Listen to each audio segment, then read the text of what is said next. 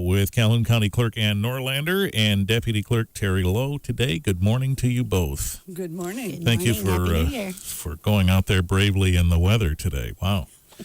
We have heard a number of things post-election here. We had a big recount, right? We talked about that when we were midstream in that.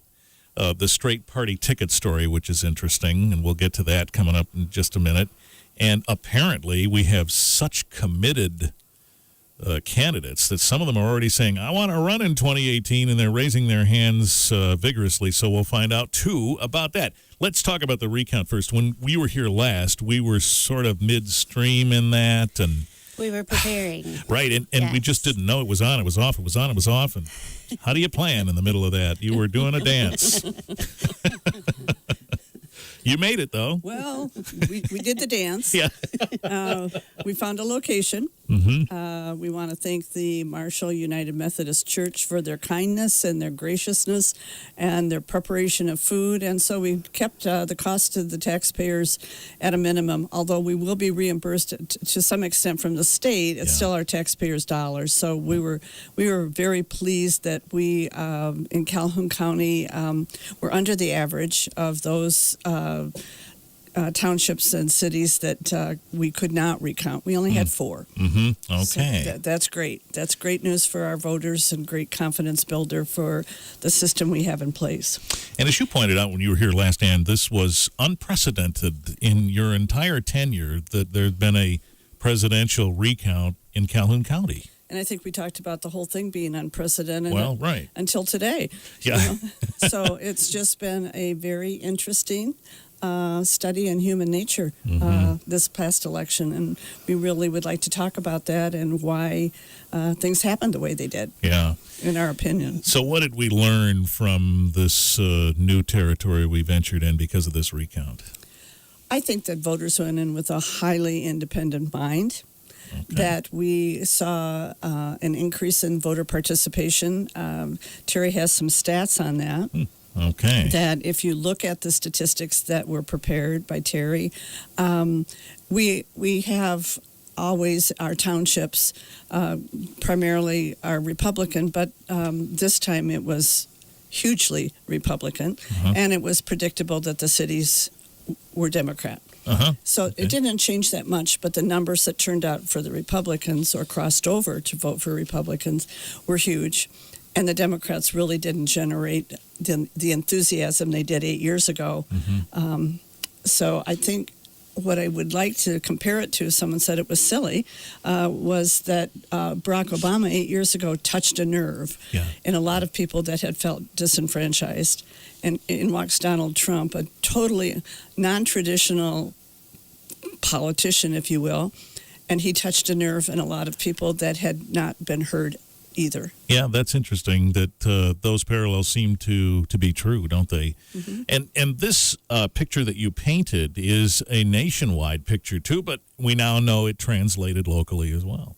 Exactly. Yeah. Yes. Clerk Ann Norlander's here with Deputy Teri Loew. We're talking about some of the rearview mirror things we can see as a result of the election season we've been through. And we'll talk, too, about this whole straight party ticket thing that made news this week, and among other things coming up on WBCK.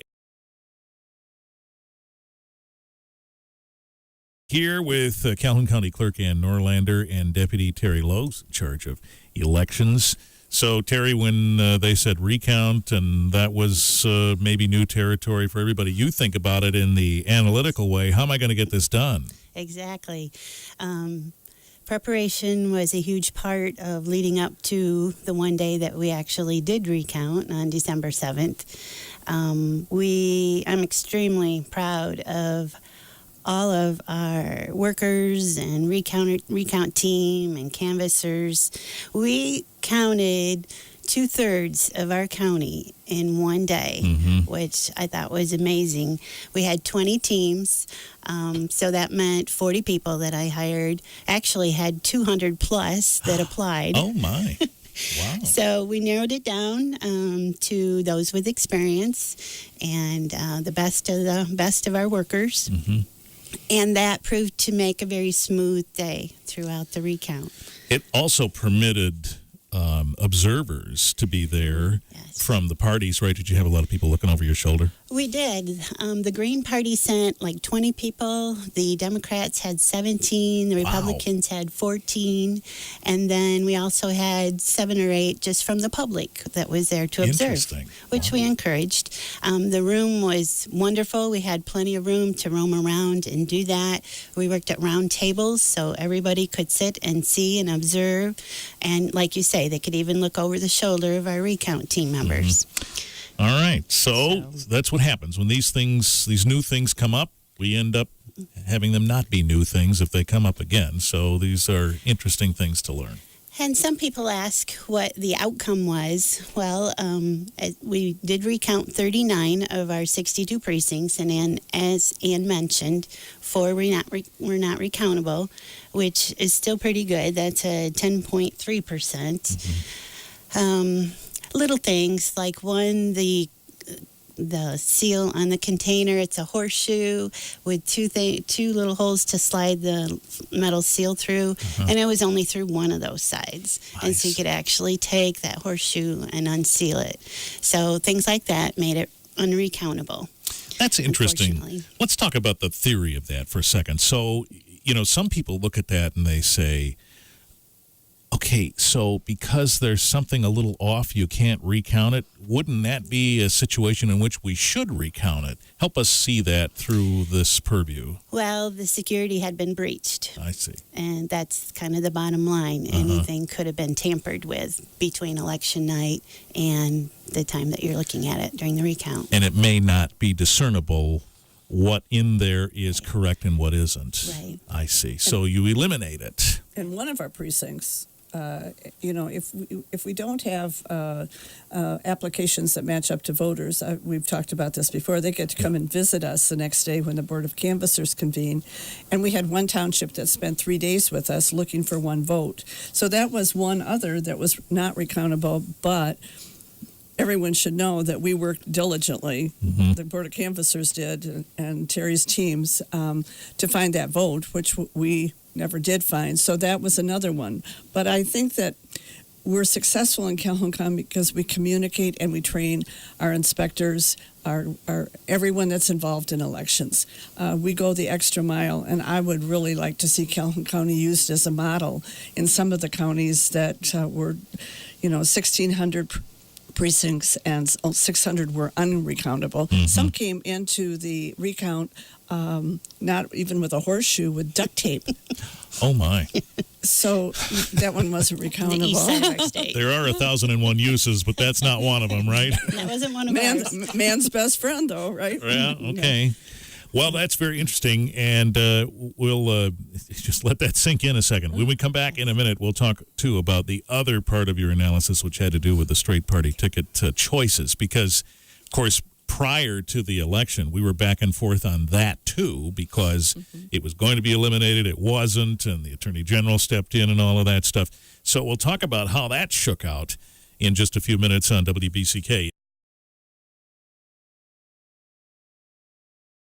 We're here with Calhoun County Clerk Ann Norlander and Deputy Teri Loew in charge of elections. By the way, before we talk about straight party ticket, I guess the question a lot of folks want the answer to is who won in Calhoun County, Trump or Clinton, right? We went along with the national trend, did we not, or did we? Well, I wanted to address the recount. Yes. Of those 35 that we recounted, Mr. Trump picked up 10 votes and Ms. Clinton picked up 19. Now, part of the majority of that was due to invalid write-ins. So they can challenge throughout the recount, and so we actually look at the ballots, and some of those challenges included where a straight party Democrat vote was marked, but when it got down to the presidential office, I saw a lot of Bernie Sanders written in. I see. And the arrow connected. So the machine would say, that it would not count a vote, but the rule of thumb is an invalid write-in can't take a vote away from a candidate on the ballot. And so that's where Ms. Clinton would pick up extra votes. That's very interesting. So they clicked the straight party ticket Democrat in this case, Yes. and then wrote Bernie Sanders, Yes. not a valid write-in, so it reverts to the straight party choice. Yes, you got it. Boy, these little details you all have to keep track of. Goodness, glad you do. So when we have these questions, we can get the answers to them. Yes. All right. So the straight party ticket issue was back and forth and back and forth. And some people really wanted to have that option, the ability to click one box for a certain party all the way down the ballot. It was supposed to go away. The idea then would have been that you'd have to go through and choose candidate by candidate by candidate. We had it, after all. So a lot of folks used it, yes? Yes, here in Calhoun County, of our 59.31% voter turnout, 47.2% of those chose the straight party option. 47.2. That's a pretty good chunk. It is. Okay. Surprised? Well, so the legislation that went back and forth was really irrelevant because the populace chose the way they wanted to vote. And I think that sends a real strong message that, if you have a candidate that people want, whether you're a Democrat and want to vote for that new person because he's energized your ability to get out and vote, and many people hadn't voted in a long time, if at all, that came out to vote in this election. Well, I guess that's certainly one good thing we can point to is we engaged people this time. We did. All right. So in your years of observing these things, Ann, if the straight party ticket thing goes away, does that have a long-term effect, do you think, or not? I'm not sure it does. Okay. I'm not sure it would have made any difference in this election whatsoever. I don't know whether they'll try. The legislature will try again and have it reversed. I felt as though it didn't disenfranchise anyone. That didn't make sense to me. But I'm for, always have been, voting the straight, not straight party. I never have. I never will. I think people forget to vote for the judicial races, for the propositions, for everything that's on there. So, of course, my goal is to get everybody educated as to what's on the ballot. Right. So the wait in time, I was in Precinct 3, a huge turnout precinct, and it wanted to smooth as silk. So that standing in line and disenfranchising any portion of the population didn't ring true with me. Okay, very interesting.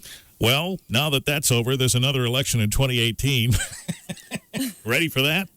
Well, it's really funny when you said you were going to call because I had been on the phone and I thought, well, I'll just jot down a few names of people that I've spoken with that, are throwing these names out. So you want to hear the inside track? Yeah. Okay. Well, we all know without a doubt that Bill Schuette will be running for governor. Just hasn't declared yet. The master candidate. Yep. Brian Calley. Lieutenant Governor will now. Also be on the ticket, Republican, and Dave Agema's name has come up from the conservative side of the Republican Party. Democrats, we know Gretchen Whitmer's already filed. Some people say she's a little ahead of her time. I'm told that the chosen person is Dale Kildee, a congressman from Flint.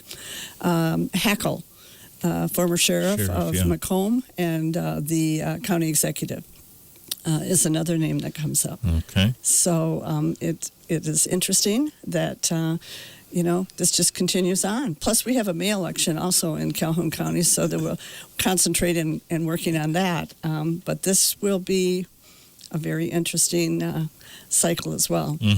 And in May, what are we doing in May, Teri? So far, officially we have the Marshall Area Fighters Ambulance Authority, which involves kind of down through County Commission District 6 of our county, the middle of our county.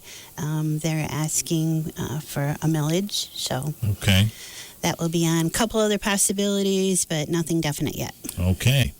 But shaping up. It is only, 4.5 months away, so we'll be ready, and we'll stay in touch. Yes. Boy, it is interesting to hear all these details. Thank you for bringing those to us and keeping track of all of that. You're very welcome. All right. We'll see you soon. Careful out there as you head out today. Calhoun County Clerk Ann Norlander and Deputy Clerk Teri Loew in charge of elections.